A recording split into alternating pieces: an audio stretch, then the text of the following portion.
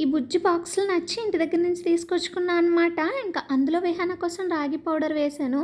2 spoons of రాగి powder glass of వాటర్‌లో వేసి కలిపేసి మరుగుతున్న పాలల్లో వేసుకుంటే ఇంకా టేస్ట్ కోసం బెల్లం కూడా వేసి 10 మినిట్స్ ఉడికిస్తే ఇలా కన్సిస్టెన్సీ వస్తుంది. ఇంకా ఇదైతే గ్లాస్‌లో వేసి ఈవినింగ్ అయితే విహానకి డైలీ ఇద్దాం అనుకుంటున్నా.